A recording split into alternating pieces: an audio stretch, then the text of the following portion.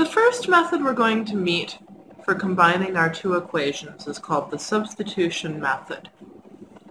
Now, to understand the substitution method, first let's suppose that we have a system where both of our lines are given in slope-intercept form. Suppose we have y equals 2x plus 1, y equals 4x minus 3. Now remember, again, we're looking for just one point. So we're looking for these two to be the same y. We want y to, at the same time, be equal to 2x plus 1 and also equal to 4x minus 3. But if these two are equal to the same number, they must be equal to each other. And there we are. We have an equation with only one variable. Right, what should we do now? Well, we'd like to get x by itself on one side, all of the constants by themselves on the other side. I'm going to choose to put my x's over here because I like positive numbers. I'll subtract 2x from both sides. I'll also have to get rid of this minus 3. The opposite of minus 3 is plus 3. 2x minus 2x will cancel out. 1 plus 3 is 4. 4x minus 2x, that'll be 2x. Minus 3 plus 3 cancels out. So we get 4 equals 2x. Divide both sides by 2, and we get 2 equals x, or more normally we would write x equals 2. How do we find out y? Well, we go back to whichever one of these equations we like best. Right? Y equals 2 times 2 plus 1, which gives us 5. Better get the same thing from the other one, right? Y equals 4 times 2 minus 3, which, yeah, again gives us 5.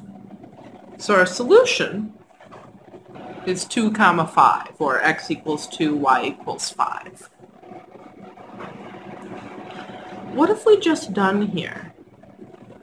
We've taken the y in one of the equations and replaced it by the expression containing x in the other equation. This even works if only one of our lines is given in slope-intercept form. Let's say we have the system 2x plus y equals 4, y equals 5x minus 3.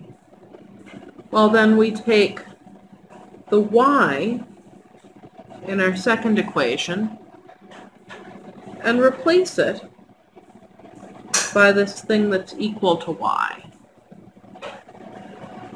2x plus this thing that's equal to y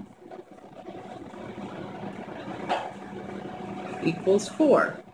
So let's see, let's simplify this. 7x minus 3 equals 4. We need to get rid of this 3. 7x equals 7. Then dividing both sides by 7, we get x equals 1. No problem. How do we find y?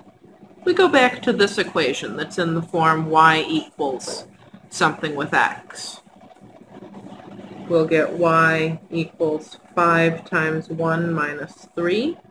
5 times 1 is 5, minus 3 is 2. Our solution is 1 comma 2.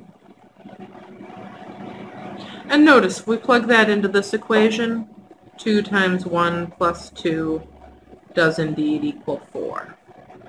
We should always plug into the other equation just to make sure we haven't made any mistakes. Okay, I'm going to give you one of these to try. Solve the system x equals 1/2 y minus 1 and x plus y equals 8. Notice, this equation is in the form x equals something, so you'll be replacing x by an expression containing y. Pause the video and try this now. Okay, what do we have? We have 1/2 y minus 1 plus y equals 8. Let's see, let's simplify this a little, combining like terms. 1/2 plus 1, that's 1/2. So it'll be 3/2 y. Now we need to get rid of the minus 1.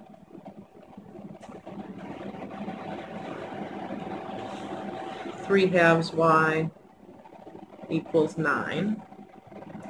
And now we're going to divide both sides by 3/2.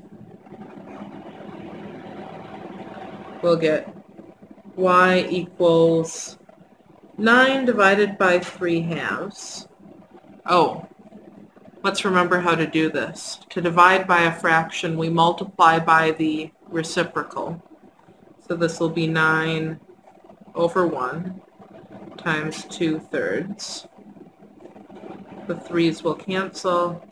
We'll be left with 3 times 2 equals 6. We could also use a calculator to do this arithmetic if we liked. So we get y equals 6. X equals 1/2 of 6 minus 1. Half of 6 is 3. 3 minus 1, x will be 2.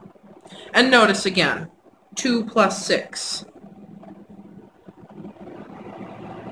does in fact equal 8. Our solution is x equals 2, y equals 6.